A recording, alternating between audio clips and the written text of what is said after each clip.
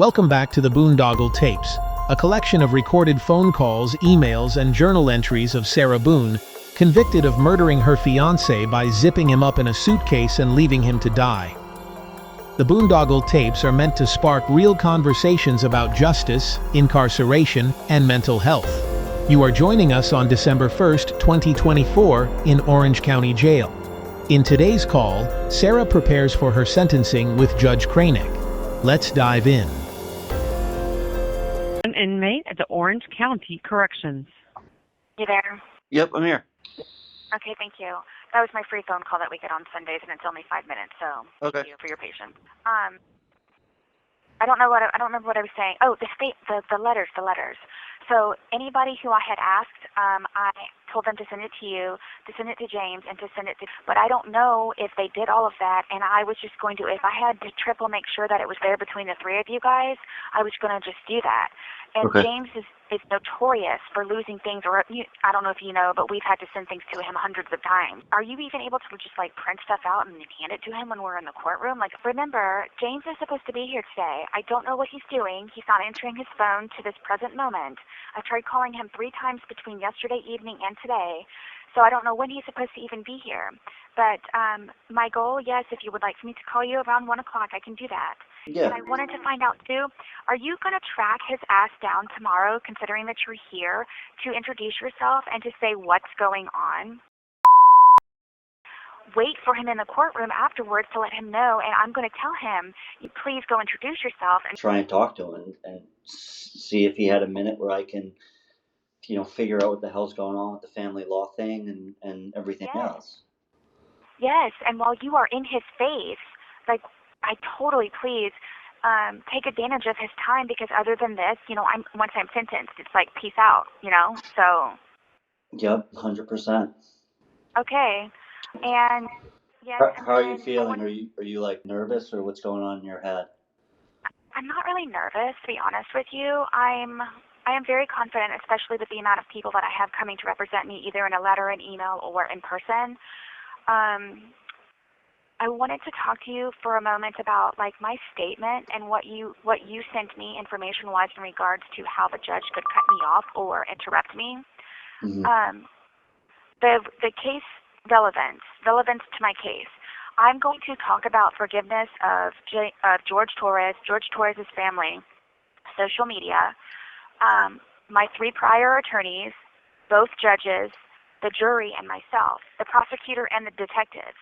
So I didn't know if that was too much or whatever, but I read it to Lana, and she was freaking floored and said, don't be afraid of the judge and just keep doing it, because if he does interrupt you, then it's going to be an appellate issue.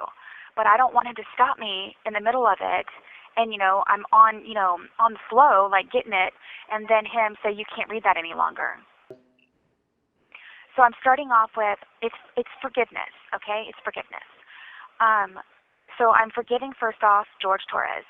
And I'm forgiving him for, beating, spitting, raping, beating, all of that. I'm forgiving him for all of that, okay? But nothing actually came and brought to light in my actual case, so I made a list of some of the things that he had done to me, and I was forgiving him for, okay? Okay.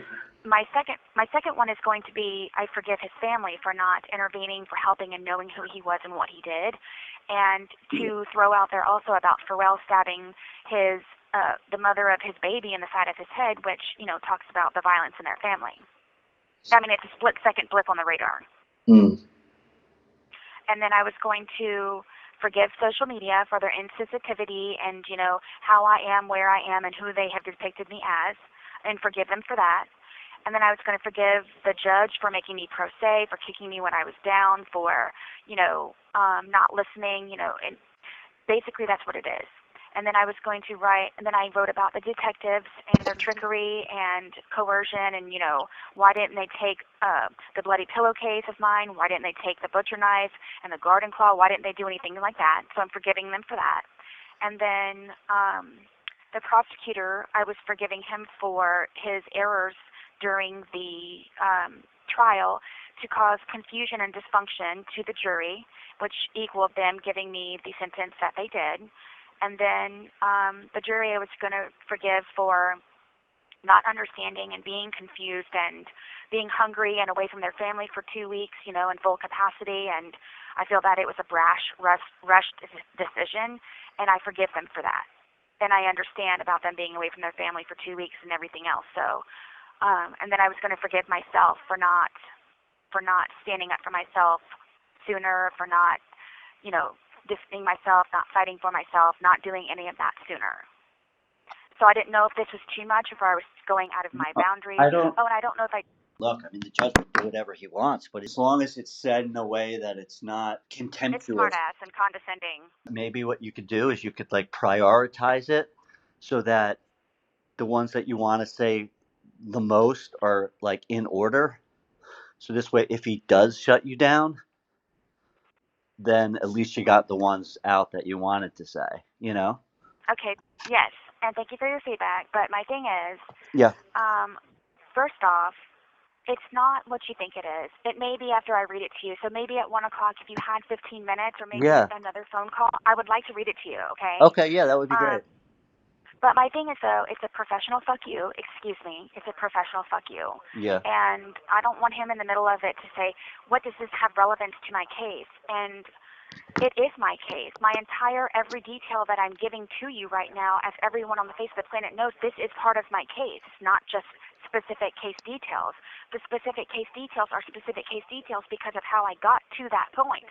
So there's a lot and everything that is involved in my case, which is what I'm trying to let the judge know. And I'm forgiving everybody. I'm making another copy and I'm mailing it to him, or I was going to hand deliver it to him in the courtroom. I mean, what do you think about that? That's excellent. I mean, I was going to have this said one way or another. But I need for you, and I don't want to bother Lana quite yet because it's too early for her. Yep. I mean, what... I mean, am I wrong? Tell me, is this supposed to be like, oh, God, I'm so sorry that this happened. I love George.